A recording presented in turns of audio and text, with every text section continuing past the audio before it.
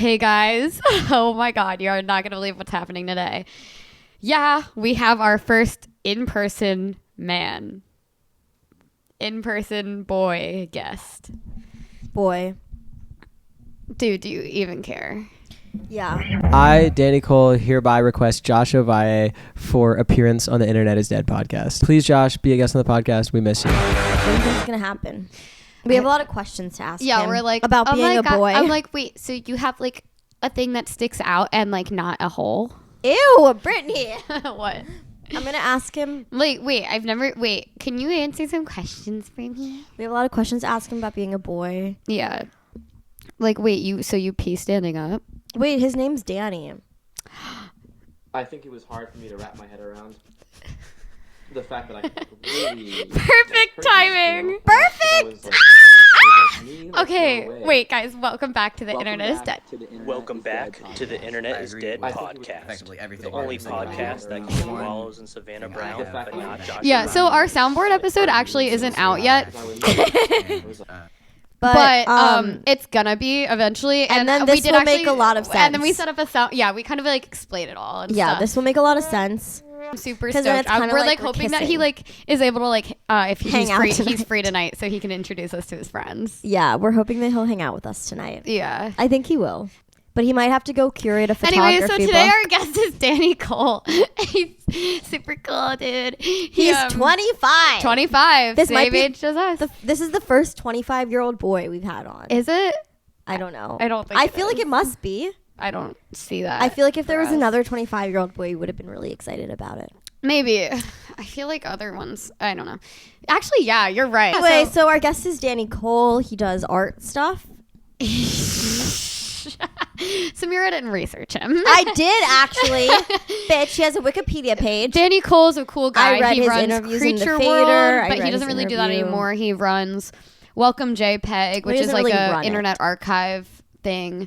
And he recently did a thing that everyone's talking about, Everybody's Album by Nano, where him and Anthony Poe made an album.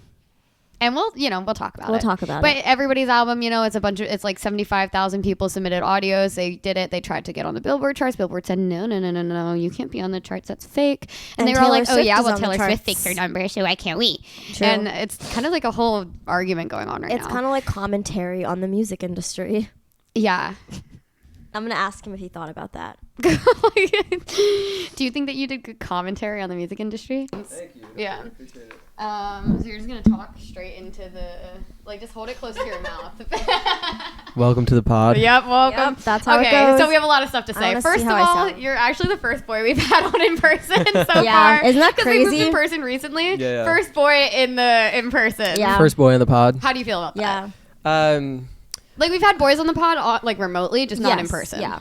Because we've only done maybe 7 in-person episodes. It's kind of crazy. They've out of girls. our 90. Yeah. I feel like on the scale of like boy to girl out of boys, this is a good introduction point for you guys because I feel like I'm closer on the girl side than some other boys you might have. I was gonna say you don't really seem like a boy.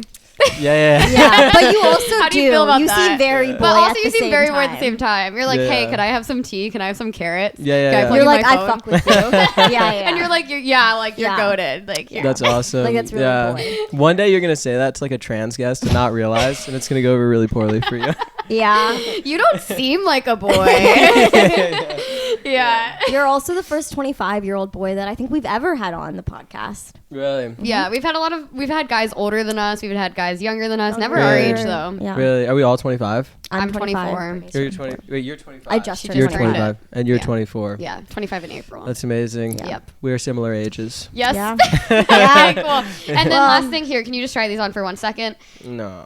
Just for 1 sec. Just for 1 sec. We have to show you For something. what Or just like purpose? put Don't them worry, up to there's your a ear. purpose. There's a like just purpose. like so you can hear. Okay, so then we also have we were talking about our exes on the phone. So we have like some. Welcome back to the Internet is Dead podcast. Welcome back. The only podcast that could get wallows in Savannah Brown, but not Josh Ovalle. I agree with effectively everything that we said in the video. Those are our exes. These are all They're all with us in different spirit. exes of yours. They're all with us They're in all spirit. exes. Like I You have 2 had- exes. She has Me?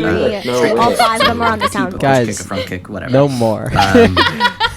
still very Get useful off of that for boyfriend's distance tab. control. I think and it's managing funny. space No, and it's timing. really funny. Well, actually, we recorded a solo episode recently that hasn't gone out yet, but we were having like a whole moral discussion that like sparked from us having a soundboard. Yeah, with we our were like, is exes this on it. right or should we not? Do I this? was like, Is I this feel kind crazy? of bad about this. You need to like, it's like when I broke up with an ex-girlfriend of mine, we had like a Minecraft realm together, and you gotta archive the realm. You can't delete it.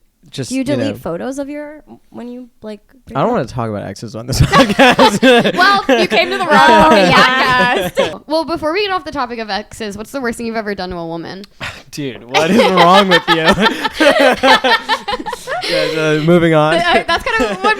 That's like our question That's that kind of we like our ask questions for boys. at bars. Yeah. Like we ask boys that question. That's Yeah. awesome. Yeah. And do you also upload those to the internet? We actually recently did that, like at a bar. We You're were like, spy camming? yeah, we were like, hey, will you be on our TikTok? And then we were like, what's everything you've ever done? Yeah, but it was a Harper's Magazine party, so a lot of the guys there didn't. They were want to like, be in the sorry, I'm TikTok. NDA'd. I Yeah, don't want to yeah, be yeah. on camera. Yeah. Well, have you seen those videos where these like spies will meet up with government officials that they meet on dating apps, and then they'll be wearing like hidden cameras, and they'll ask them stuff about work, and these guys will like be like trying to like impress the girl, and they'll be like, yeah, like here's all this like classified stuff, and then they'll like Oh my publish it. god. Yeah. But there's when What we kind of spies do you mean? no, they're like some like stupid like conservative journalists, whatever. I see. But sometimes when we're doing welcome JPEG videos and we're not getting like exciting answers out of people, we'll be like, so what's the freakiest thing you've ever done? And like just take it out of context. Yeah. That's Does kinda it work? Yeah. Do they answer? We've gotten some DMs that are like, please do not include that in your video. Please do not. And it's like, dude, like, Do you like have a specific one that was like funny, like a like answer from someone or no? no, you can't. I don't think. I like at the point that somebody's being boring and you are like making them funny. It's just you being funny. It's not them Yeah. being funny No, that's anymore. true. Yeah. So like, there's no saving some of these people. That's like the classic trap of like making someone funny. when they're not even Well, we funny. talk about this a lot because we had our friend Emma on and we were listening. She like used to date. Chamberlain. I fucking wish. I fucking wish. We gotta save that girl. Yeah. But we had our friend Emma who used to date the Dare, and then we were listening to her podcast episode with him because she used to have a podcast. She did it with him when they were exes, and then we were like, we really liked him in that episode, but like I think it was you. Like I think you were making Like him you really made cool him in very it. likable. Yeah, that's awesome. Yeah. You need it. You need like I think you need guys need girls to make them cool. Like I wouldn't buy clothes without the opinion of a girl. But then I ran into this issue yesterday because I Satsi. Oh, I told you this. Yeah, I took Satsi. Oh, you didn't tell me this. Oh, really? I took Satsi clothing shopping with me, and she was like, "What? That's funny to you?" No, it's just like it's like Satsi. That's I like a love funny her. sentence. I know it's a funny sentence. Well, I took her clothing shopping with me, and she was like, I am not actually fashionable. I'll say it more concise for your editing, but she was like, say it as long as you actually want to, especially if it's something that Satsi said. I'd love to hear the full length story. version. Don't cut anything out. I actually love her so much. I fuck She's with her. so cool. She's awesome. Well, I was like, yeah, I need like girl opinion on clothes, and she was like, I'm not actually fashionable. I'm just skinny, so people think I'm fashionable. And I was like, fuck. That's actually cool that she said that though. Yeah, and so I was like, I brought the wrong person. This is so fucked. She is though. She wears clothes that are like fashionable. Yeah. I do wonder about that though, with like how many, like not her, but like just in general, how like many people we think are are fashionable when they are just like skinny or Yeah. just like very objectively pretty Well, girls. then I spent like hundreds of dollars on this red puffer jacket. Oh, that the one you I showed didn't- us. yeah. You were And wearing. then I got on FaceTime with my homie who has really good taste this morning, and she was like, "Don't ever wear that." I like the jacket. I don't love puffer I was like, jackets, maybe I'm I not could gonna lie. That's what she said. Yeah. I was like, maybe I can recontextualize this for you because you're just not understanding. Let me try to recontextualize this puffer jacket. No, for but you. truly, because a piece is sometimes about the way that you wear it. You know, like us thinking Trisha Paytas is cool is based, but then like some middle schooler on YouTube, it's like, dude, you're fucked. Like this is not gonna go well for you. You know. Like a middle schooler acting the way that like Trisha Paytas acts. You're saying? No. Or, Like Or there's just, like, liking her. what I'm saying, what I'm Oh. saying is like maybe that's the wrong example, but like, but what I'm saying is like, maybe there's this thing that's not lit, but I could wear it in a way that is lit. Yeah, you know, I get that. Where like, oh, but on Danny, because my thing was like, oh, this kind of is giving the 2017 Zandemic, and so like, if I'm out there on some kind of like, just like degenerate vibes because I'm leaning into what this jacket looks like, it could actually. Whatever. I'm not going to land this point, you know? Well, I'll throw the jacket out. Wait, so you bought the jacket. What did Satsu say about the jacket? She liked it? You need it. You need this jacket. I like the jacket. So I'm on her fucking team. Honestly, anything that girl says is probably right. Yeah. Because she's a genius. She's a genius. Yeah, she's lit. Yeah. Anyways. So thanks for coming on the podcast. Thanks for coming on the podcast. So welcome to the podcast. Welcome to the podcast, everyone. We're excited to talk to you about all the things that you've done, because I feel like you've done a lot of things. I saw you were just like featured in Forbes 30 Under 30, which is really exciting. And everybody's album has been the talk of the town. That's sick. Yeah. That's super sick. True. It's been the talk of the town. I love that. But to start off, we always just ask people about their internet background. Like, what did you grow up on? Like, what did you grow up consuming? And also, like, were you in any like online communities that were like formative to you as a child? Yeah. So online communities, one that really stands out to me was there was this Facebook group called Uncle Adam's Original Posting.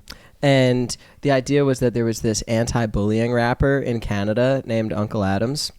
And you're familiar with the concept of gang stalking, where like some people with schizophrenia have this delusion that there's like thousands of people whose job it is to, how do I phrase this? That there's thousands of people where their job is to like coordinatedly stalk you. And this Facebook group was that in real life. It was like 50,000 people who were all just like, what's it? It's Uncle Adam's Original Posting. Okay. It was like 50,000 and people. how old were you on this? Teenager. Okay. You know? It was like 50,000 people who all were like, yeah, we're going to assemble to like meddle with this one man's life in Canada. But they were actually doing it. Yeah. Oh yeah. Okay. Oh my God. And so like me and my friends would like get home from school and we'd go on Uncle Adam's Original Posting and we'd like. Was his name Uncle Adams? His name was Uncle Adams, yeah. And was there something like significant about this guy that was making people like? Well, he was an anti-bullying rapper. Yeah, he was an anti-bullying rapper. Okay. We wouldn't actually participate in like interacting with his life. We were just like really tuned into the lore and like the discussion around it. But it was such an interesting assembly of like people on the internet. Like, you know, like Chris Chan is the most documented man in history, allegedly. Are we all familiar with Chris Chan? Yeah, great. Where like Uncle Adams was in a lot of ways like a lol cow, you know?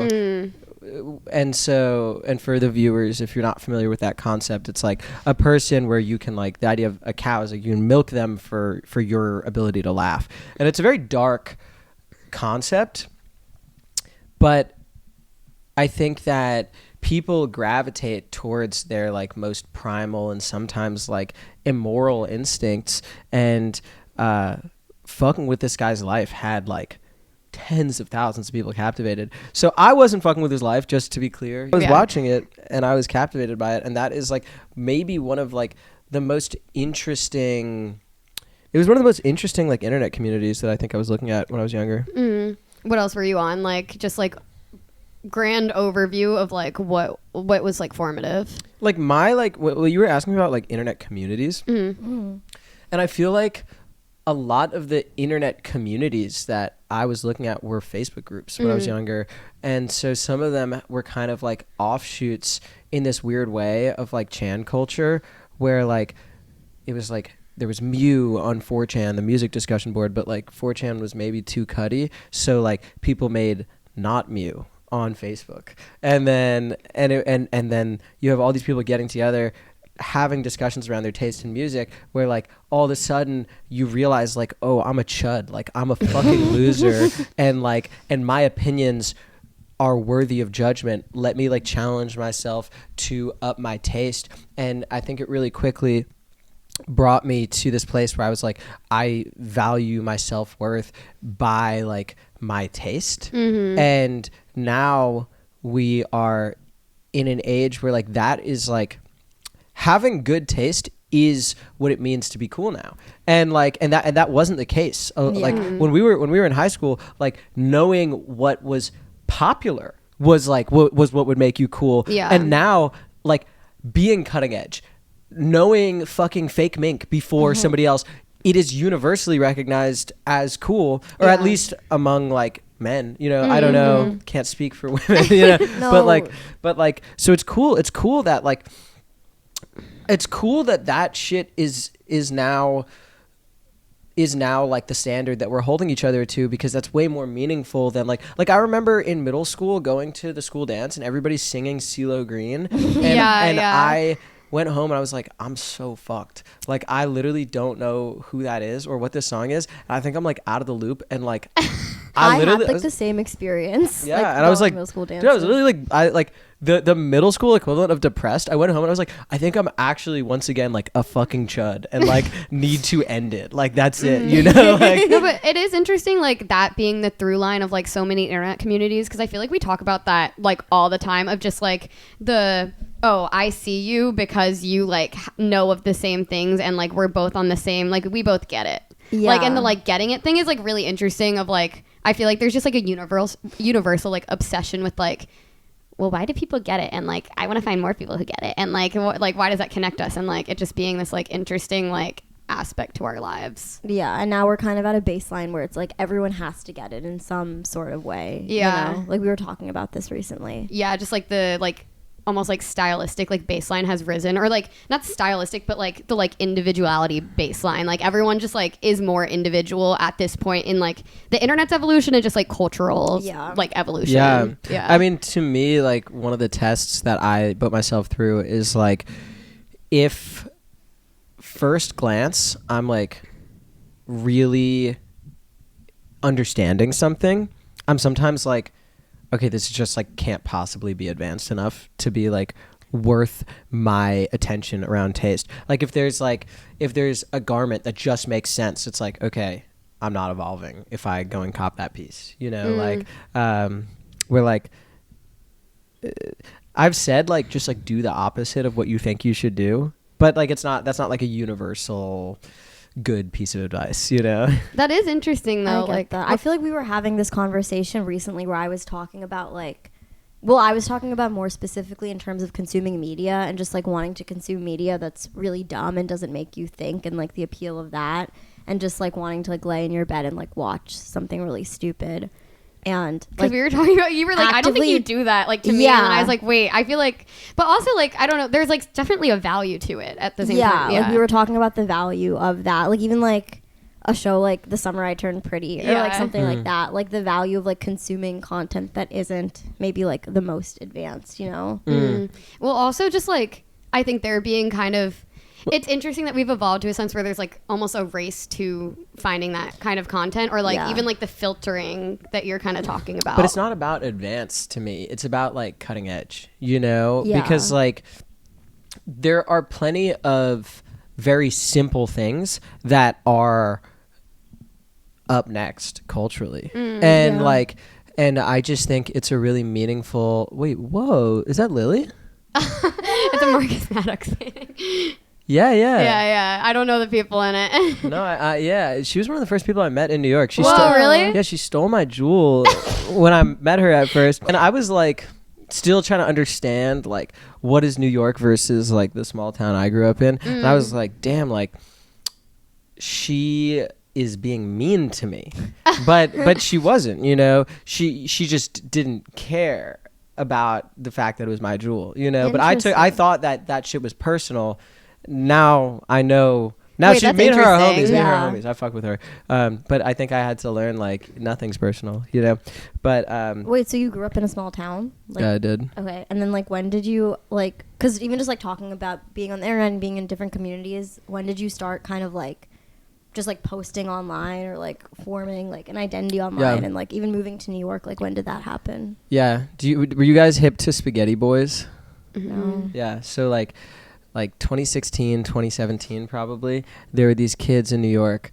You probably know some of them as individuals, like Ass Pizza, Father Steve, Kerwin Frost. Any of these ring bells? No. Damn. Kerwin Frost kind of rings a bell. He has a pencil tatted on his face. Yeah, I think I've like seen, just like online, but. Well, wait, I want to crack my toes. Do that, Queen. Thank you. Yeah. So funny. Okay. So like there were these kids in New York where like they were just getting online and they were like, Father Steve was like, I'm an artist because I say I'm an artist. I'm making paintings and so I'm an artist and I'm posting them and I'm looking at him like, damn, you're an artist. Kerwin Frost is like, I'm a DJ. I have a show. All these things. And I was just seeing this and I was like, I didn't realize that you could just say that you're something, do the associated thing, and you are that. I thought that you needed an opportunity to become anything. You know, I thought, if I want to be a painter, somebody's got to give me permission to be a painter. Somebody's got to give me the opportunity to be a painter. And then you're just seeing these kids who are doing it. Yeah. And I was like, oh, whoa, people can just do things. And so I was like, I have things that I want to say. And I don't know if I don't know if I want to spend too much time like talking about like origin, but like I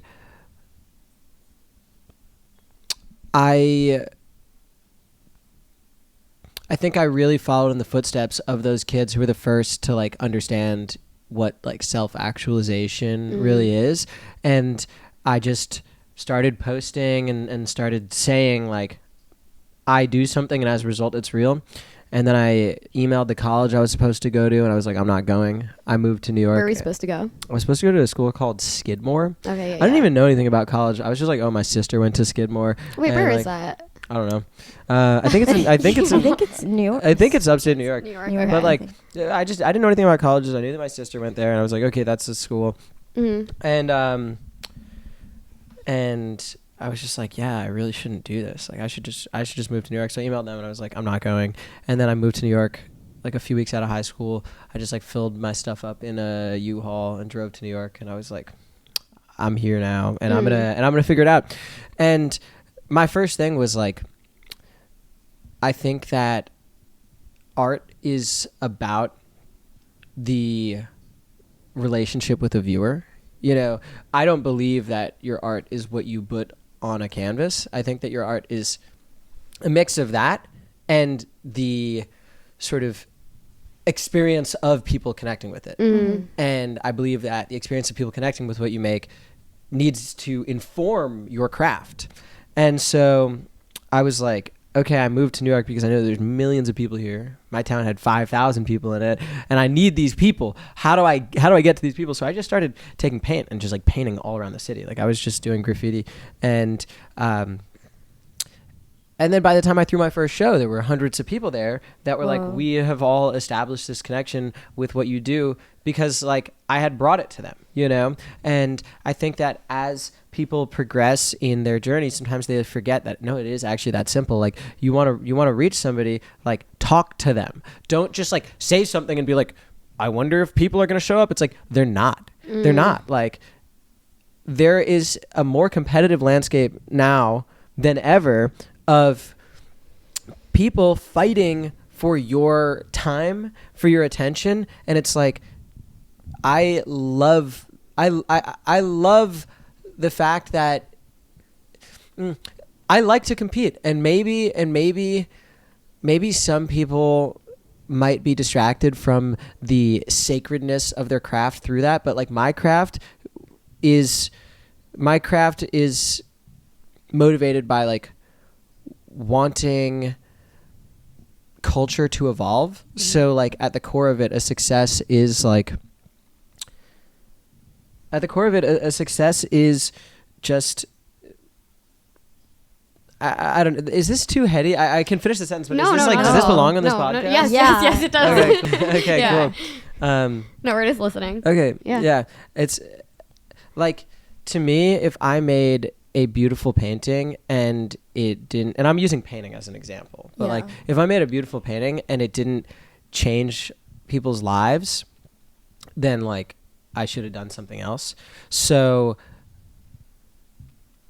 playing with that landscape of how do I make this catch your attention? How do I make this idea I want to share with you actually like understood by you? How do I get this to be seen by the most people? Like that is part of the craft. And so I personally feel really compatible with the direction that culture is moving in, but I empathize with those who are much more like crafts based, and I'm kind of like, maybe a different culture will form around you guys. This is so interesting to me because I feel like a lot of people are very like, just do the thing that makes you happy and don't worry what other people think about. And it's really interesting hearing you be like really upfront and honest about the fact that you're like, no, like this, like what matters to me is other people connecting with it and like the reaction that I can get from other people. And I think that's like a really cool like perspective to have, I think. Well, I think that like people connect with each other through art. It's and not even it's like, maybe more honestly, because I feel like it's like, why are you even making something if you don't want someone to see it? Yeah, no, of course. I mean, I just think that anybody that says otherwise is like usually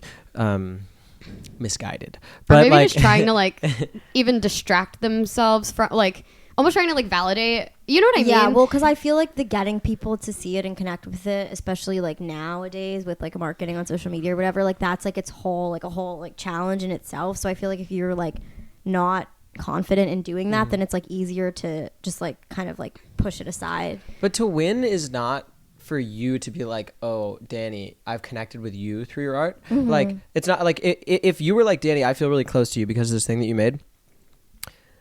That is less meaningful to me than you seeing something I've made and having a way to like feel closer to the people around you. Yeah. Like I think people are supposed to connect through art. Like they're supposed to connect with each other through art, not with me through art, you know? But like take Satsi, for example, like all of us feel really close to her from her art of transparency. Yeah. And is that resulting in us being like, yeah, let me spend more time with Satsi, or is that resulting in us having like real meaningful takeaways that affect our lives and the way that we interact with each other, you know? Yeah, it's an interesting like, because I like totally agree with you that like, because even just like internet communities, like all of it seemed to maybe not have anything to do with like the thing that they were bonding over, but like, or like it did, but it was like just a vessel for people to connect with each other. And that's always just been the through line of like every online community I've ever seen. Like I was like deep in the Ariana Grande fan base, and it was like, okay, really? like you were like on like Stan Twitter. Oh, I was on Stan Twitter. Yeah. I've never met one in real life. Oh my god! Wait, nice to meet you. Can I make another tea? Is that okay?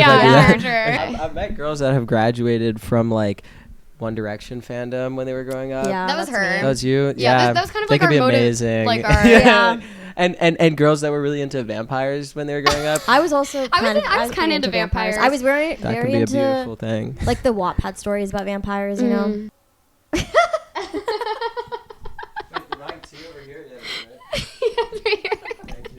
This is honestly probably our best experience. This is a good visual episode. Best experience with a man in the room.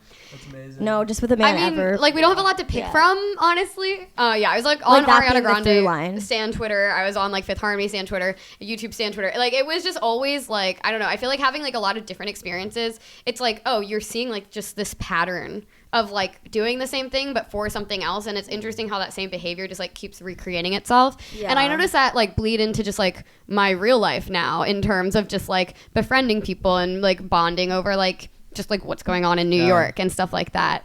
And now men do this with net spend. Yeah. It's like boys can do it now boys too. Can do it too. That's equality. But it's interesting because like, are we all happier because of it? Like probably. I think so.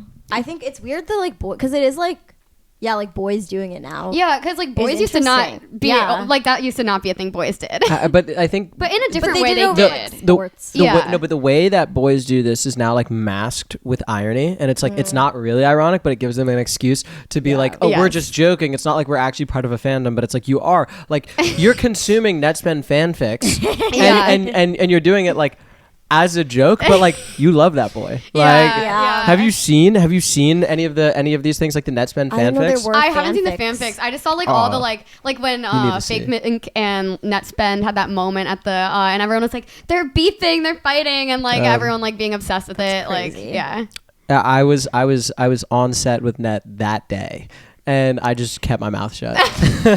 You weren't tempted to say anything? No, because that's like other people's business, and like like I'm sure it's sensitive. Like when it feels like the internet is like mad at you. I don't know. Yeah. Well, that's also the thing I was gonna say, and I kind of lost it. Like, it's interesting how that third thing evolves, like the parasocial third thing. Like even what you were saying about like Satya and us all feeling like close to her, because it's like inevitable for that to happen when you're creating something like that. And like I think some people like. It's interesting because it's like, is that mean you're missing the point, or is it just like something that like we can't help but do? But then I think it is like, oh, like it brings us closer together, and that's like the real point of it. And then like that parasocial aspect, like maybe it doesn't even matter that much of like us like feeling close to whoever it is. But everyone like at Funny Bar like the other night, like Joe Jonas was at Funny Bar, and then everyone was like, and like was like going to like go sneak a peek everywhere, of him. I know, he really is everywhere. Ban that man from time again. Genuinely. Yeah, someone else was like, yeah, he's at Bar Oliver the other day. Yeah. I was like, guys, what? Like, but he's just a guy. Yeah, also, he is just a guy. I don't think he's going there to be seen as Joe Jonas. You know, I think he's. But I don't know. I'm not in his head. Like but it makes me feel bad for him a little bit. If I was Joe Jonas, I'd want people to be like, "Is that Joe Jonas?" You know, like, if I was Joe Jonas, I would go to Funny Bar every day, and I would sit at the table, and I'd let people stare at me the whole time. Like, when people are like, "Oh, like you know, you have a celebrity," they're like, "Oh, I just like wish I had a normal life," and it's like, really? Because you could have chosen to do that. Like, but instead you chose like the most rewarding thing you possibly could have chosen. Yeah. And I should feel bad for you. Like, it's like, that's a really good point. It's like, I think that they're doing just fine. Yeah, I agree. Like part of me like does feel almost like a little guilty when I like take part in something like that, where I'm just like, he's over there. But it's like that was me. I don't know. I think I think it's beautiful. I think it's fun and it's beautiful, and it's like good that we can have jokes. You know. I was at this restaurant. And Gwyneth Paltrow was at the table next to me this week, and I was with my mom, and I was trying to explain to my mom, I was like, so she made a candle that smells like her pussy. And my mom was like, really? And I was like, yeah, I thought it was like so cool. And my mom was like, that's not cool. I was like, no, you don't get it. Like, it's so cool. I didn't know she did that. She did what? Goop? Goop. Well, I guess Goop. Yeah, you know. I know about Goop. Whatever. Have you never watched her Vogue video where she's like getting ready, and it's like the Goop? It's like every product she puts on her face is Goop. She's cool. She's really cool. There's a lot of lore right now about like that's the coolest thing she's ever done. Yeah. Is like Goop. Yeah, that's cutting edge. Yeah, I think it's sick. Okay, I do want to like circle back to you in your life, and just like I want to talk about like, can you kind of just like, for people who don't know you, kind of outline just like your experience like in the like projects you've worked on, because I know you had like a moment like working on Creature World for fashion, and now you're doing Welcome JPEG, and also you've moved it. I know you started DJing also. No, like, people just asked me to DJ. Oh, that wasn't your like, okay, so that's just like that's just over there. I hate when people just ask me to DJ. I have that too. Do you really? No. That's lit. I think nobody's realized that I'm not a good DJ. And yeah, like I was talking to people and they thought you were a DJ, like originally. So funny. I feel like you're probably a good mediocre fine I think DJ. if you asked a DJ if I'm a good DJ, they would be like, that guy has no idea what he's doing. We should ask Gavin. We're actually DJs. Our friend Gavin. That's sick. Yeah. I mean, I think I have good taste in music, and so that can outshine a lack of technical skills. Yeah. Maybe, but so not DJ, then, not DJ, your but other projects. In general, I'd love for you to kind of just outline like your experience, like just like working on projects, and like what felt important to you about those specific projects, and like how you got to where you are now. Sure. I started out as like a kid with the idea that I could be an artist, and so I started making paintings and doing a lot of graffiti, and then I really quickly was like, I'm gonna throw shows. And that was kind of the first chapter of like me as an artist, was throwing shows that were really designed to bring the city into like my creative world. And it was really, really fulfilling, because I could look around and be like, I'm 100% sure that like all of these people are experiencing my creative vision, because I've like curated so carefully every bit of how they're going to experience this art, you know?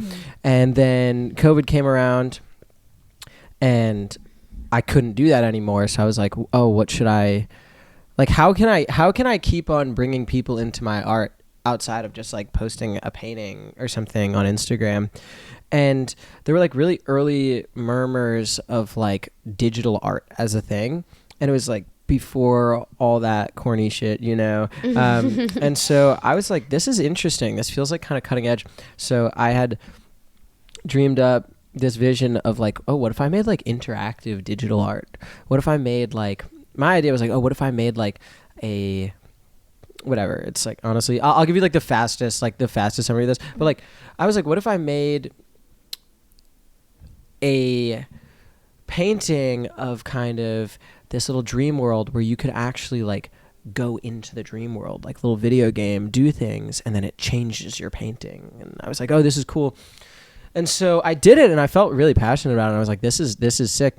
And I think that my passion for it translated. And I also think it was just whatever. I'm not gonna make sense of any of this because I can, but I want to bite my tongue and not say some of these things. But but people wound up really captivated by that body of work, and so like over 100,000 people bought those works. There was a secondary market that was like over $100 million for those works, and then all of a sudden like all this attention around digital art is just like, oh, there's monkey profile pictures and this and that. And I'm just like, oh, dude, like this is really losing the plot of like what I'm seeking out to do. And I think I felt a little bit trapped too, because I was like, fuck, like usually people do something, it works, and then they like lean into it more. And I'm like doing something that I know that this isn't what it's about. Yeah. And so I was like, I'm going to do the exact opposite. If people want to make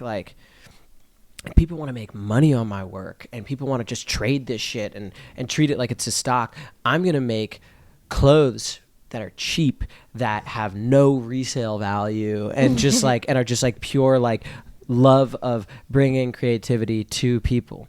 And so I did that, and I turned a lot of my creative practice into like making really accessible products that were like super fun. And that's a cool pipeline. Yeah, and it had like honestly pretty crazy reception compared to other people that like launch brands. It was really cool to see. But at the same time, that element of like how the world engages with your work, it can overshadow a focus on like, wait, what is actually meaningful work? You know?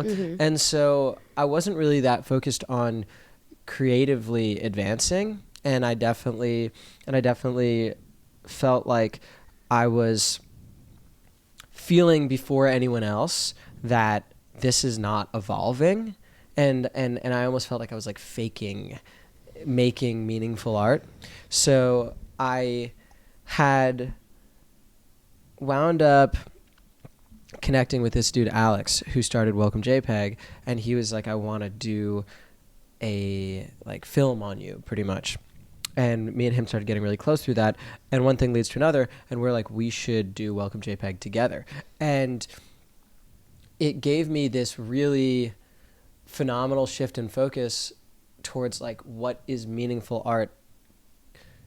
What does meaningful art mean to me, regardless of whether I've made it or not? Like, just what is meaningful art? Yeah. And that was such a good like recalibrator for me, where I still kind of held back for a little while of like putting out too much of my own stuff compared to like the way that I had been doing it previously, where I would just do like, you know, kind of one project every time I really felt compelled to bring something to the world, you know. And all of them really, you know, if you're waiting for the right thing to say and you actually do say the right thing, usually you're going to be pretty happy with like how it lands. And I'm really not a person that leaves things up to chance. So I wasn't, as always, like I wasn't like, yeah, like I hope this thing lands. I took everything from the stance of like, I'm going to make this thing land. Like with I'm Welcome going to JPEG? No. With my own things that I was putting out. Like, you know, if I'm like, hey, I only have one art piece that I want to put out in this like 3 or 4 month span, I'm not just going to be like, oh, I hope this lands. I'm going to be like, I'm going to make sure that you see this. And so each time people did at scale, but what was like your process for like ensuring that? Like what like did you go through in your head? I think that I think there's a few things. Like, first thing is your media is part of the art piece. Most people are going to be discovering your creation on social media. So it's always just asking yourself that question, like what would stop me in my tracks that I would actually just like want to go look at this thing. And the landscape of social media is so fast and so evolving. So there's no word of advice that somebody could give you right now that's going to be applicable even in like 2 months from now. But like if you have your finger on the pulse, like you know what would reach you. But so some of the standout things that I was doing during kind of this what I'll call an intermediary period was just like select public artworks. Oh, I'm going to put a giant sculpture on the High Line. I'm going to take over the subway screens. I'm going to break into all the bus stop ads and replace them with paintings of mine. And each time it was like, yeah, this is like a moment that I care for people to experience. But I still was like, this isn't the level of like activity that I have inside of my heart. And I just need to kind of bring myself to a place where like where I'm ready to get up in the morning and every day have all of the energy to make something I believe in happen because I understand what I want, you know? And I think that I was in this period where I was like, I don't really understand fully what I want creatively. And I think that the project that really took me back into my like most brilliant headspace was Everybody's Album, where I had that idea for years. And it was just like such a mountain to climb that involved making, well, for context, for people that don't know what Everybody's Album is, the idea of it was I want to make the next number one album. And to make a number one album, you need 100,000 plus sales. And so my thought was like, if I could say to you like, yo, I'll share the number one spot with you, but I need you to help me like bring it to number one, you'd probably be inclined to do that way more than me being like, hey, can you help me get to number one? So I was like, cool, we're going to bring together 100,000 people. We'll all make something together and we'll all share that number one spot. And to reach enough people, like tens of millions of people, enough to get 100,000 people to say yes. Oh my God, you need so many wins. You need so much media. You need... Yeah, I was really interested in your process for that media because I feel like it's like it's me, Anthro, Dan Ches, a bunch of like shout out everybody, Saro. It's a whole crew. But because even like the nano, like the editing on that account, and like it reminds me so much of just like the like media I see for like artists like marketing themselves and like kind of that like nonstop like, oh, I need to like, I'm an artist, I need to like self-market, like, and it almost feels like satirical in this way, but it's also like, no, but this is actually what's getting you guys out there. So and I found that like kind of like difference like interesting. Yeah, totally. I can definitely speak on that. To kind of give you a closer of like the earlier thought, it's through that project, the level of prolific that we had to be, it reunited me with how possible it is to just like get up in the morning and actually right back to the start of the art journey, like just do something as opposed to wait for an opportunity. And that coinciding with really getting up and living and breathing a discovery of my taste. Like through Nano, there are thousands of artists whose work I reviewed, and then hundreds of artists who I directed collaborations between. You know, I sat down and like was the sole coordinator between every musician, the sole director between every musician of like, this is what is getting made. It was the best thing that I could have done, where coming off of it, I am so like, I fucking hate the like, you know, oh, I'm telling you I'm gonna do something. It's like, just do it. Yeah. But like I have never felt so capable of making things that I believe in with my whole chest, and that inspires me to want to actually exercise my capabilities. Yeah. Because I know the whole way through, like, I know, honestly, like, you know when you're good at something, you know when you can make shit happen, but it's just like you have to want to make something happen, and like that inspiration really comes from knowing like what your direction is, what your taste is. Like I was just having a conversation with a friend of mine last night who was like, I know I want to be a musician, and I was like,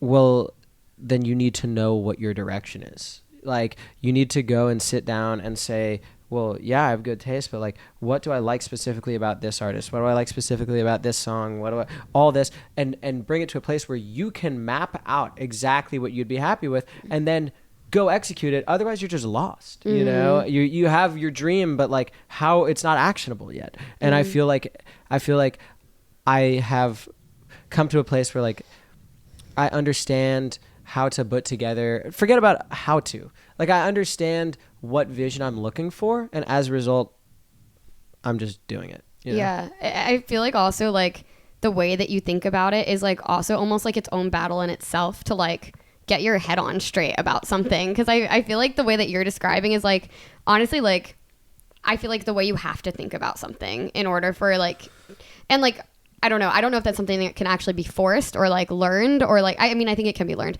but like, it's just crazy how powerful that is, like what's going on the inner, like, of your head. Yeah. I mean, some of this is too heady where like, if I was a listener to this podcast, honestly, like, I wouldn't want to hear any of this. See, this is exactly what I like hearing. It is like, interesting. I think it's super interesting. Well, I mean, I've tried to like when I talk about taste, for example, like, I remember I was driving with my mom and I was like trying to tell her that what I'm focused on is my taste, and she was like, I just don't understand. This is also really like funny conversation, because I feel like I've been reading that It Is Given, and it's like about manifestation, and it's like literally just like about like the way that you think, like really like forming your own reality. And it's funny because like I feel like every time like I kind of like slip back into like a maybe like a mindset about things that just makes me feel really good, like I start like having more conversations like this, and like it just feels like it's funny because it's like just showing itself like in reality. Yeah. Sorry, what were you gonna say though? No. I mean, what I was gonna like, kind of to sum up what I was saying before about like why I don't find some of this interesting, is like too many people measure their work in terms of how hard they work, how many hours they put in, measure it in output. Yeah. Like, I could spend a year really thinking on a billion things, but at the end of the day, what you're going to care about is like, what was the final product? And so like, I think it's more exciting potentially to like talk about like the things that were made, as opposed to necessarily like just a general talk on process, you know, like fuck process. Like, if somebody can go just like make something dope in a second, like, That's what mattered. I do want to hear kind of about like what I mentioned before about like the nano like posting, because I think that like is really interesting, even though like I know it's like about process, but I do think like just like the but that's that like that's we're talking about something more tangible than just the like idea of process. Like I love that, you know. With nano, I think that the art of it really was, and like first of all, like shout out Anthony. I learned so much from him.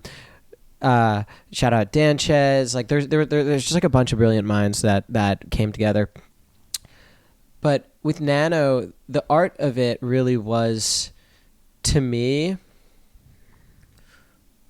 thing one is like having a good concept is the best marketing, for lack of a better word. Like if you have something worth caring about, you have the opportunity to make people care. If you have something that isn't worth caring about, you're doomed.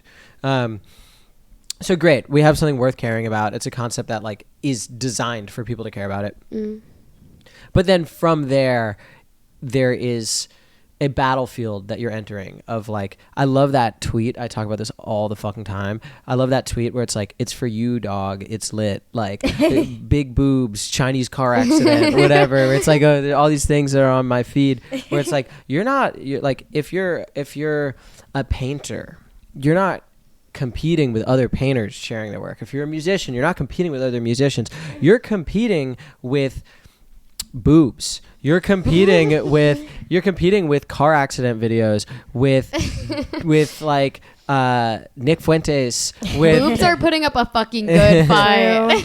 You're competing with AI nothingness, like an AI animal eating like a berry, or something, or eating another animal. And so you have to understand, like you're competing with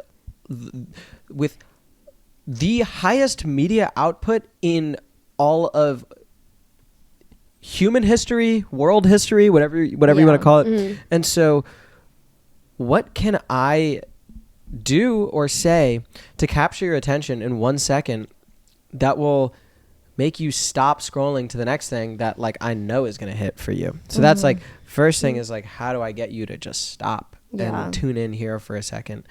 Second thing is, how do I make sure that I'm continuing to reward you in every second so you don't go away? And that's not like, it's easy to think of it through the way that I just phrased it. Like it's easier to think of it through the lens of like, oh, please don't go away. But really the way to think of it is like, how do I keep on pulling you in and giving to you and rewarding you and entertaining you?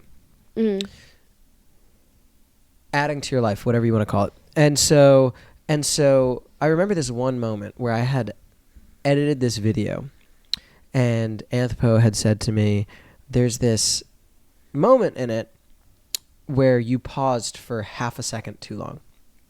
And I was like, dude.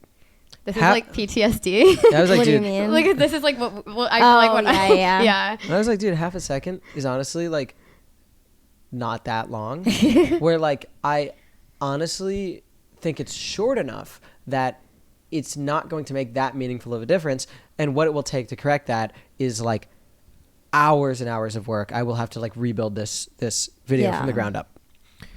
And he was like, even if one person is going to check out because of that half a second pause, it's probably worth it to change it. And now maybe he's coming at it from this standpoint of like, you know, the individual, like everybody matters.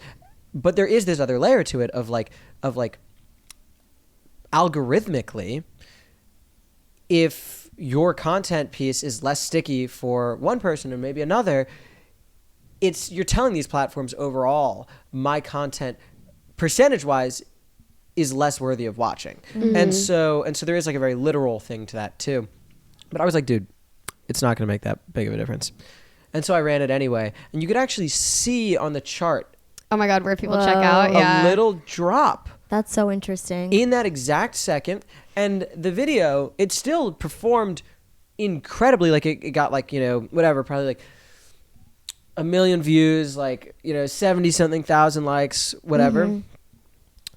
But I knew, I was like, damn, this actually probably would have performed even higher if I had appreciated the art of keeping people engaged like your life depends on it, bleeding that extra few hours, whatever. And there is no such thing as winning and also settling for short of your best work. Like you will never do something that is not your best work that performs as well. And sometimes your best work is by accident. Sometimes your best work isn't going to be like you consciously solving a puzzle, but if you can see that you had the ability to do better, you're going to fail if you don't fix that. Yeah. Does that scare you at all in terms of like, even just thinking about like 1 second that people like lose half a second focus or attention, like in terms more of like just like society losing its like ability to like pay attention to things, and like that getting worse and worse with like TikTok and Reels and like the way that like we like value short form content? Does not scare me. There's nothing scary about like information that we understand. Like what we're talking about here is like, I guess I mean it like being bad for no our no brains. I understand but I'm like if we are able to like look at each other here right now and be like, oh, we understand that's like a component of our media landscape, of our society, like what you're telling me is like, oh, so we can do it correctly. And so that's not scary to me. That's actually great news to me. That being said, if you're talking about the societal shift, like what are you going to do to change that? Like you can use that knowledge to make things that matter and reach the most people with it and direct people towards what matters. Do you think that me protesting that and being like, well, I'm actually going to get really slow and now nobody sees my work, and instead, what are you getting? You're getting like AI baby, which by the way, I love AI baby, you know, but it's like, but like, no, this is like, you know, the whole, I haven't talked about this in ages, but do you know the Whole Earth catalog? It was like this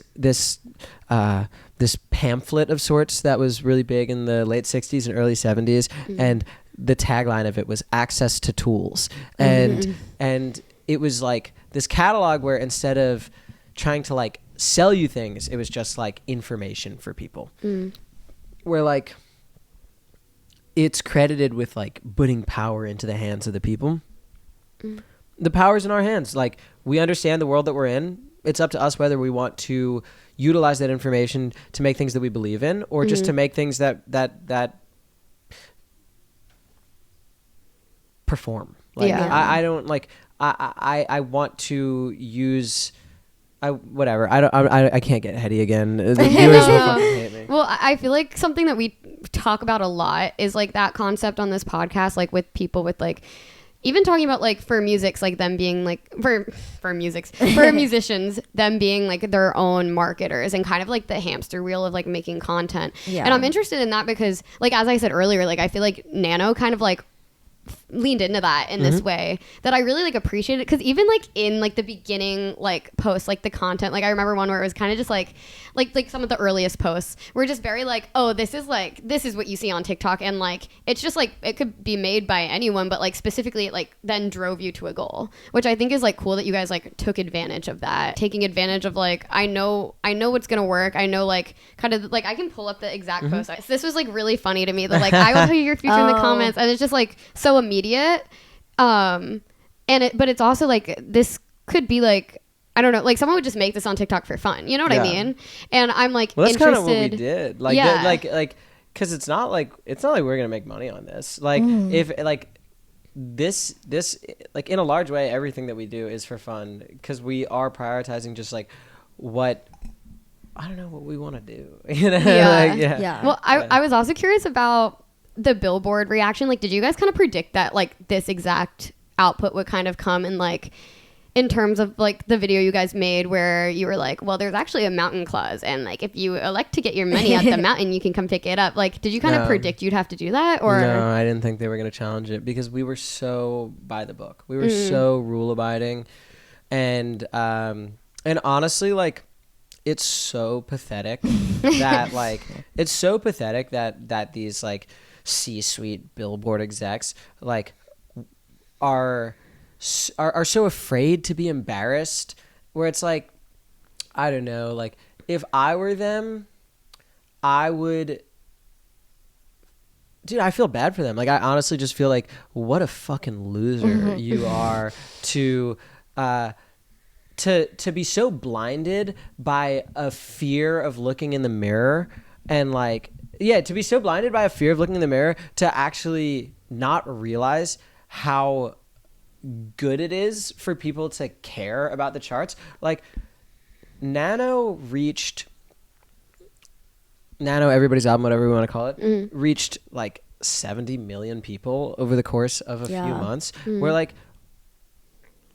all of those people view Billboard in a pretty illegitimate light now. And I could take that further and be like, here is all of the paperwork to show how truly rule abiding we were around everything. And like, these people sat down with a bunch of lawyers and decided that they were going to ignore all of their rules because they know that our only recourse is to sue them, and that they don't think that we'll actually sue them. So like, let's just whatever. It's just like, I could really dive into it and do a humiliation ritual. And it's just like, to me, I'm like, you have to ask yourself the question, like, what do I gain from that? And there was a moment where I was like, I honestly think I do gain a lot from that. Like, I think that on one hand, I gain a lot of personal satisfaction. On the other hand, I can allow people to understand it's not like you did something wrong. Like, you did everything right and you should feel proud of yourself. But I honestly found that I cared more about people just receiving the music and making the next thing. So I didn't do the whole Billboard humiliation ritual, but I designed it all. I wrote it all up. I blocked out all the videos where like, I had videos that were so extreme that like, if they were about me, I would have like had a mental health crisis, like, because I was naming names at Billboard and I was like, this is what this person did. I am in your fucking walls. I know your private conversations. You should be careful about ever trusting somebody again, because everybody you know hates you. And the people closest to you all came to me and told me what you do because they hate you. I feel like you should have released this. And I want to know. And I just didn't do it. Yeah. That is like genuinely really interesting. Like what went into that decision of like do you know where you're going to take it now? Like in contrast to that, or are you just kind of done with it?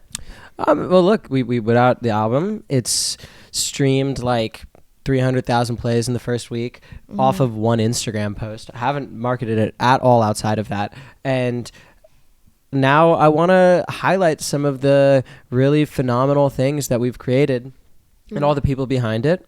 And then, move on to the next. Like, again, life is short. Like, I think it's cool when things can have a start and end. Yeah, it was really cool to me seeing that, because I just came across it and I was like, oh wait, like Tommy Fleece and Sipper are on this album and I love those guys so much. And it like made me happy because I was like, oh, like you guys were actually like getting really cool people to be on this album, and like they deserve more attention. Like Tommy Fleece deserves so much attention, dude. He's so awesome. Good. He's like one of my favorite artists, and I was like, wow, love him. This is awesome that like you guys put something together like this. I did want to like go back a little bit, because I just had one final thought, like just about the like kind of like marketing hamster wheel, because I think it's interesting. Like a lot of people, I guess, and this is kind of just like a half thought, like I feel like a lot of people would compare that hamster wheel and like that process almost to like the impossibility of the Billboard charts, which I think is interesting because that's cool. Like in terms of like perception, like that is like something that like, even though it's still something that we have like, what's the word? Like agency in. Yeah. I think that like, that's a really interesting point that you make of the like metaphorical mountain you have to climb in order to get eyes being really similar to being rewarded for getting eyes, you know? Because you're right, it is like quite a heroic feat. But I like honestly don't consider all of this social media stuff to be marketing. I consider it to be the art that we're putting in the world because it is like ultimately the stuff that like this is what people are connecting with. Like your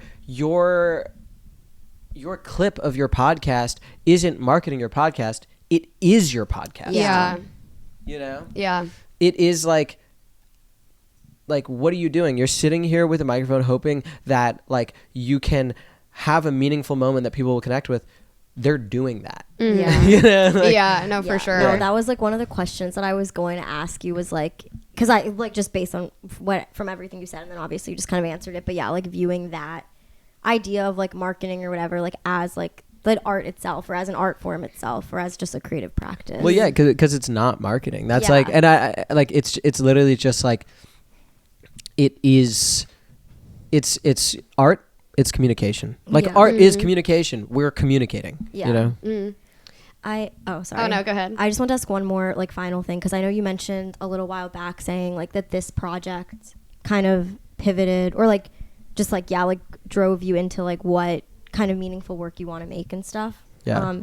And so I was just kind of curious like now that it's over and now that like you mentioned it has a start and an end and now like reflecting on the end of it and stuff, kind of just like like your main takeaways from it and what you want that I've learned from and it. Also why was this project like more like meaningful to you than anything else?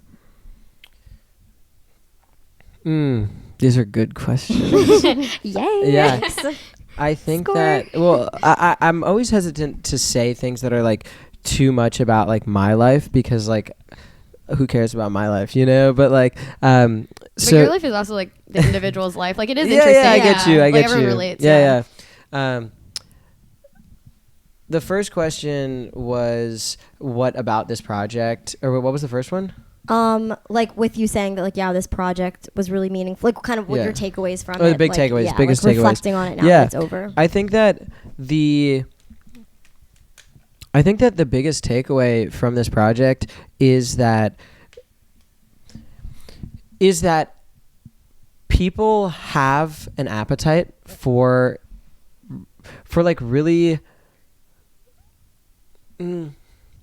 people have an appetite for exciting substantive things, not just slop. And it's too easy to look around and be like, well, slop is winning, this is what the people want. It's like, no, this is what the people are kind of like settling for, but actually the psychology of the human brain is unaltered. Like you can go out and anything that you could dream of that like you would care about, like yes, people still care. And you can do that, and that's like really motivating.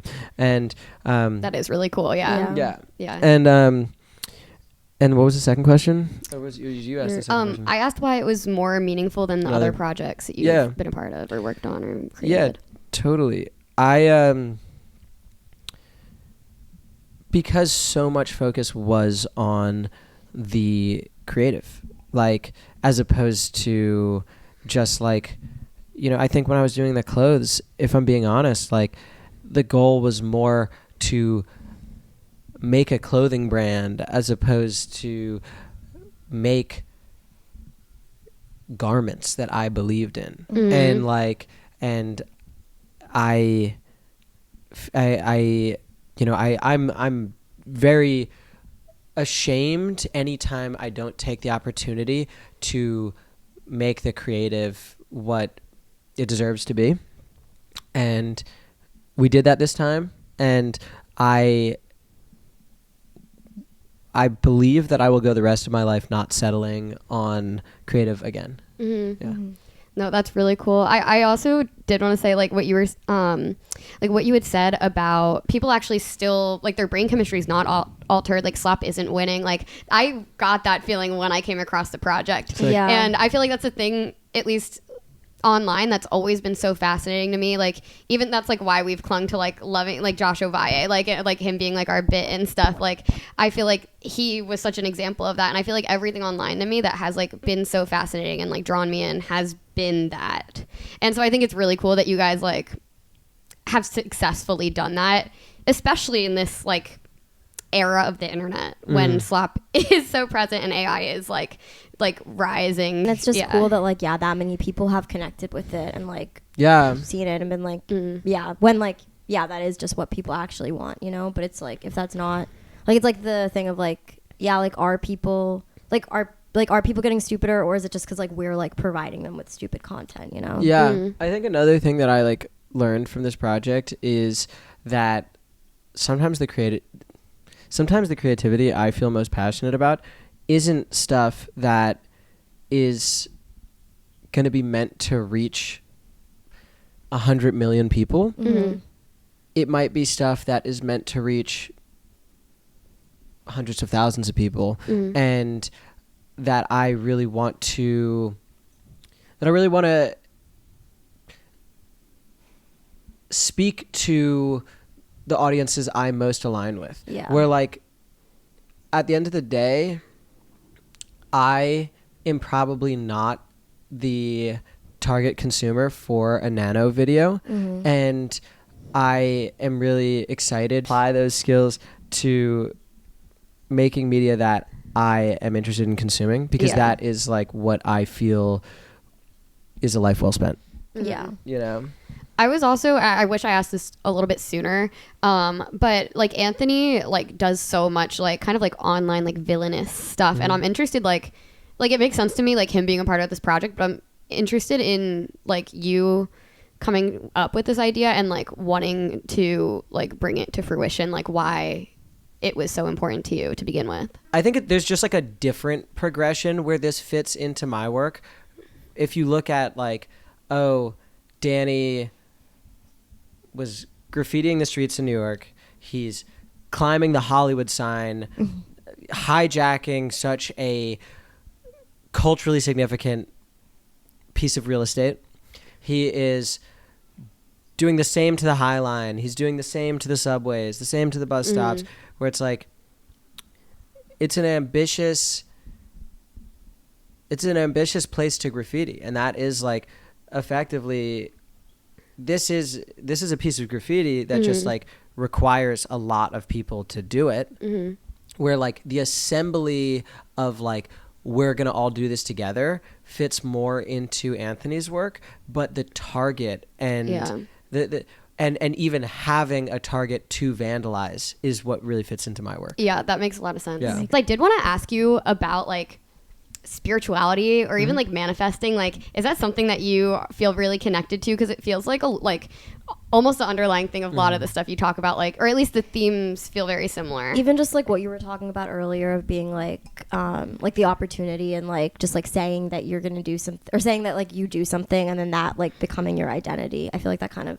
ties into that. Yeah. I have a lot I can say on this. Can I eat one of your protein bars? Of course. I'll give you one right now. Thank you so much. So I don't believe in manifesting. I believe that like our fate is in our hands. And so if there's something that you want to happen, you got to be active with it. Well, it's kind of the same thing. Depends on who you ask, because like some people will just like try to will their dream, and it's like, how about you act on it? You know? Yeah. And well, I think like a thing for, sorry to cut you off, but I think like a law of manifestation is like you have to be like acting on it and like putting forward like action too. It's like a combo of like how you think about it and like what you're doing. It's like the bus, like have you seen like the tweet about like missing the bus or like catching the bus? Oh, like you can't miss the train? No, thing? not that. It's like, oh, like man, it's like if you're like praying that you're not gonna miss the bus, but then you're like, you're not gonna pray to not miss the bus and then walk really slowly to the bus, you know, you're gonna like run toward the bus. Hi, kitty. Bug, come be in it. Meow. Come here, sweetie. The girl named Bob?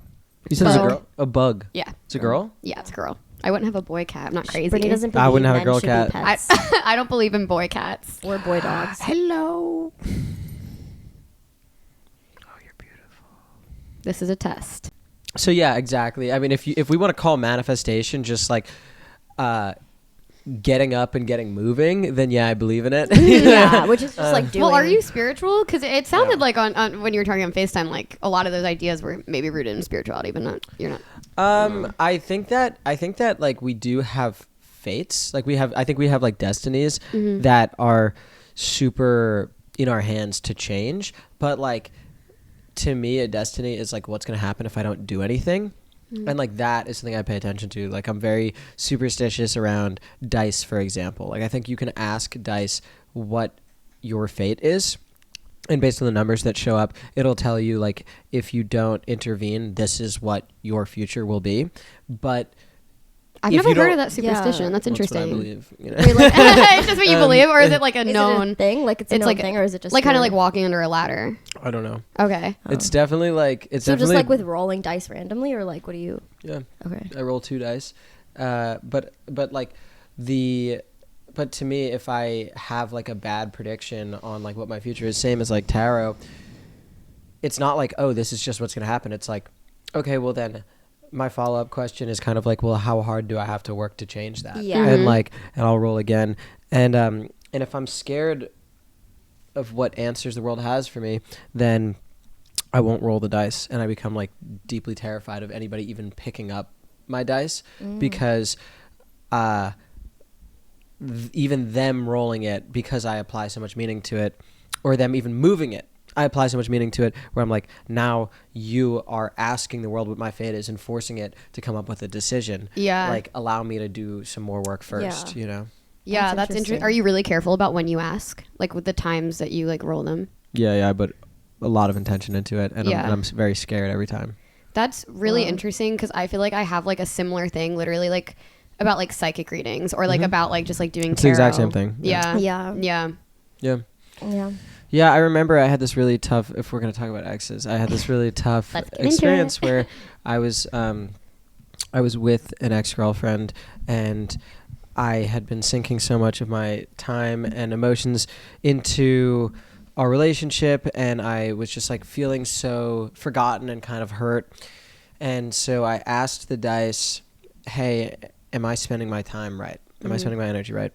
And I got one of the worst possible answers, where it was like, no, you're not. And I was like, oh God, like this is terrible. And then she took the dice and she rolled them, and she got a perfect answer. It was like literally the best answer she could have gotten. And I remember looking at her being like, I don't even think she asked the dice about me, you know? Yeah. And I was like, oh, this is like literally devastating. And I called her that night, and I was like, I can't do this anymore. Whoa. Yeah. Wait, that's really interesting. Like, you think that she just asked kind of like about her own life, but you were considering the relationship? Mm-hmm. That's what I thought. Interesting. Did you feel more invested in the relationship? I don't want to talk about that. Okay. Wait, and she told me, by the way, she told me that I was wrong, by the way. She told me later on that she had asked the dice about me.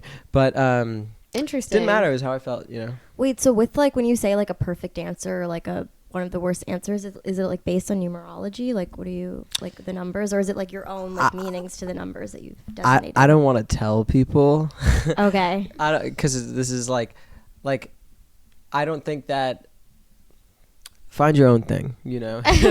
No, this is so interesting though. Yeah. Like, I think there's like so much truth to tarot and so much truth to getting readings, but then also at the same time, sometimes I'm like, I scare myself because I feel like I have a friend who's a psychic, and I really try to like consider every time I ask her for a reading. I'm like, am I doing it out of like a lack, kind of like, am I like coming to her with this energy and like, maybe I'm not meant to hear anything right now. Like, maybe I like need to like do some work first, you know? So it reminds me a lot of like myself. Yeah. Be really careful. Yeah. Don't pick up those dice. Do you lock them in a drawer or something? Like, where do you keep them? When after I roll, we're gonna come over and we're gonna find them. We're gonna roll them all over the house. I'll have a heart attack. Like once the dice have been rolled, they sit on those exact numbers until I'm ready to roll them again. Whoa. Interesting. I love that so much, actually. I think that's so cool. Sorry. That is really cool. I like that it's like like it's just like your own thing. I do like that. Thank you. It's like so like how long have you been doing it?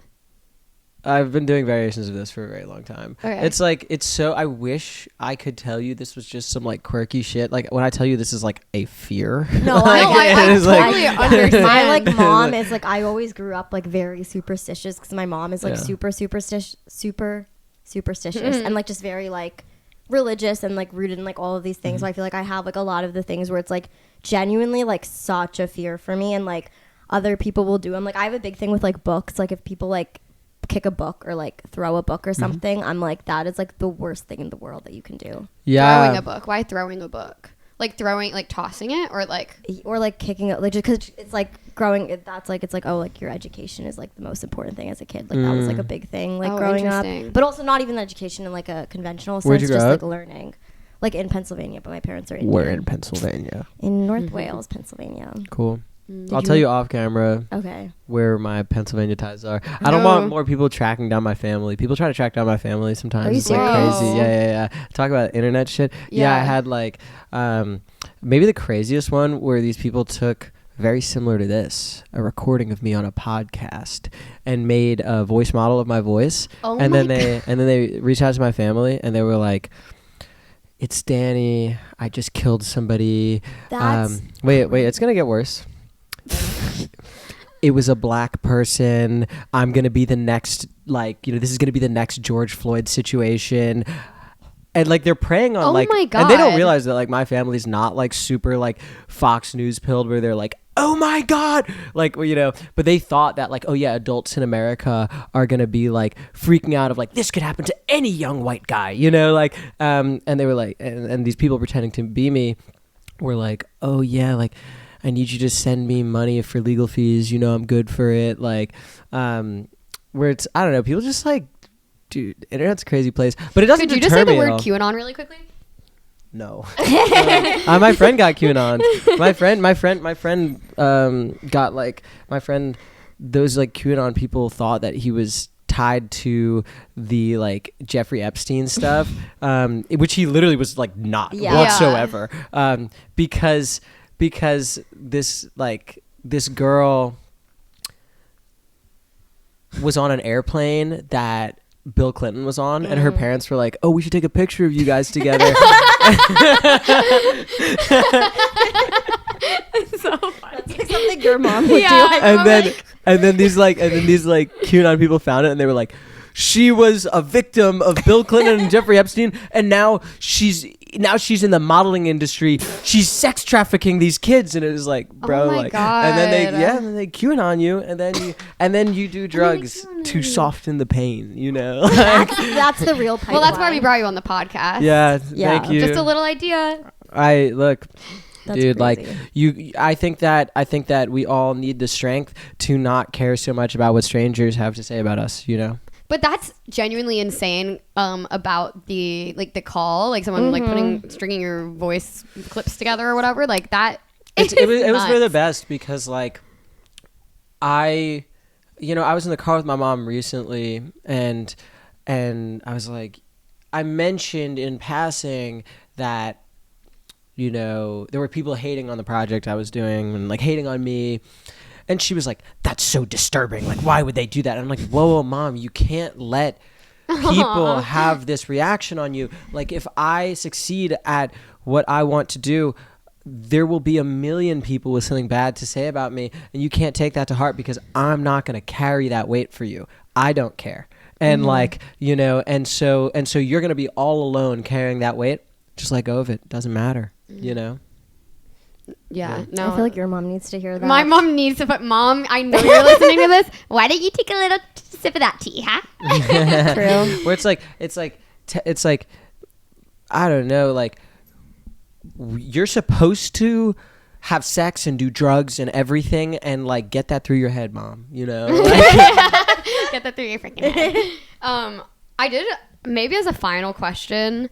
I wanted to kind of circle back to just like that experience because I was also just in general gonna ask you because we were touching on like that third relationship that emerges from like people appreciating art, and I was gonna ask you like how that parasocial relationship kind of feels from your end, like if you feel like you experience that a lot and like just your perception of that. My best friends are avid Instagram story posters, and they don't know that they're my best friends, but I'm so tapped into them because I'm like, yeah, I'm following exactly what your day is, and like, and we should all story post more. We should all, the little things, like, let them know I'm at Elbow Bread this morning.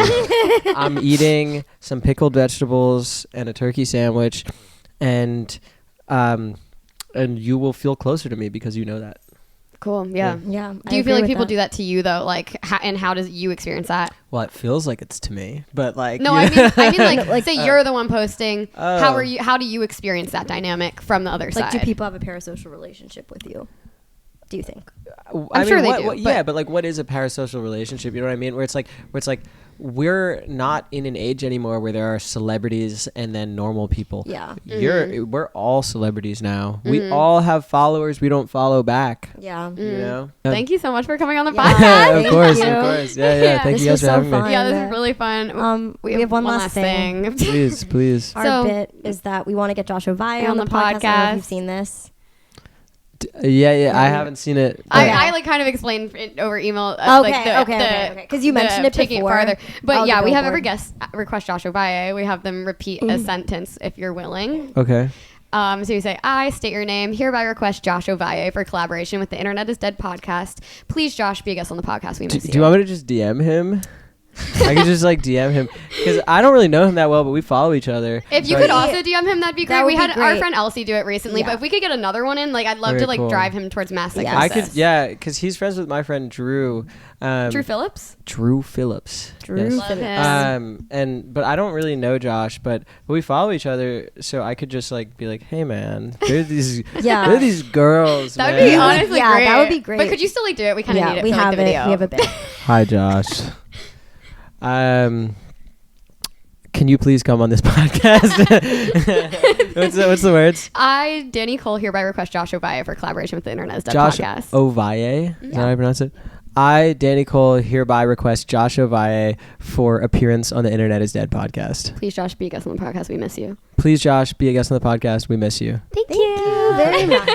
Cool. So, yeah, let's send that DM. Then send that DM. Yeah, we had our friend Elsie send a DM. He actually followed us recently. Okay, sick. We took him from that? We DM'd him, but he hasn't answered it. I said that he's thinking about it. We're trying to back him into a corner. Did he open it? No, I think he's not thinking about it. He didn't open I don't it. think he's thinking about it. I saw that notification. I know he did. I think he's really scared. I think he's afraid of what we're going to do now that he followed us. No, he's scared of us.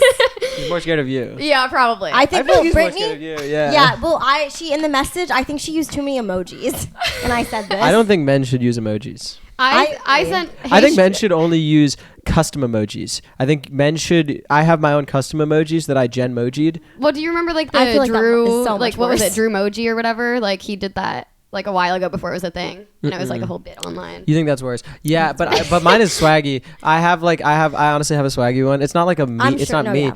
But like, yeah, I don't think that I've had a change of heart because like back in the day, obviously I used to be using emojis like the origin of any chud man, you know, but yeah, I just think that as a man, why are you using emojis? You know? And as a man, like, why are you a cat? Like, you probably shouldn't be. Why are you a little yellow guy? How about that?